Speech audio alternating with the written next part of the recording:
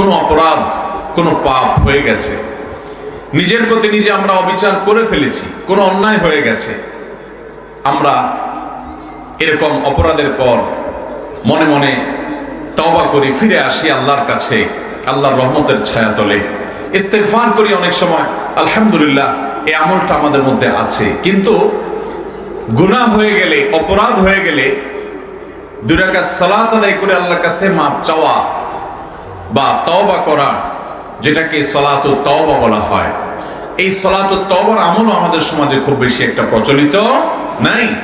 অথচ এটিও নবী করিম সাল্লাল্লাহু আলাইহি ওয়াসাল্লামের সুন্নাহ, সাহাবায়ে কেরামের সুন্নাহ দ্বারা প্রমাণিত। যদি কখনো গুনাহ হয়ে যায়, শয়তানের প্ররোচনায় প্ররোচিত হয়ে, কুপ্রবৃত্তির তাড়নায় তাড়িত হয়ে কোনো অন্যায় হয়ে গেছে, যখনই সম্বিত ফিরে এসেছে, হুঁশ ফিরে এসেছে, আমি আমার রবের সামনে দাঁড়াতে হবে, সারাক্ষণ যে রবের নিমক আমি ভোগ করছি, সে রবের নিমক হারামি করে আমি অন্যায় করেছি, গুনাহ করেছি, হারাম কাজ করেছি, আল্লাহর নাফরমানি করেছি, এই বোধোদয় যখন জেগে আমার মধ্যে জাগ্রত হয়েছে, সাথে সাথে আমি 2 রাকাত নামাজ পড়ে আল্লাহ তাআলার কাছে নিজের কৃতকর্মের জন্য লজ্জিত হয়ে, অনুতপ্ত হয়ে ক্ষমা প্রার্থনা করে, ভবিষ্যতে আর না করার সংকল্প করে আল্লাহর রহমতের চাদরে আমি এসে মাথাটাকে ঢেকে দিলাম, আল্লাহ তাআলার রহমতের ছায়ায় প্রবেশ করলাম।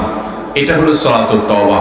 তাহলে কোনো গুনাহ হয়ে গেলে মুখে আমরা অনেকে ইস্তেগফার পড়ি, অন্তর দ্বারাও করি আলহামদুলিল্লাহ, কিন্তু সালাত আদায় করে তওবা, এটার আমল খুব একটা বেশি আমাদের মধ্যে প্রচলিত। আজকে থেকে করবো তো ইনশাআল্লাহ।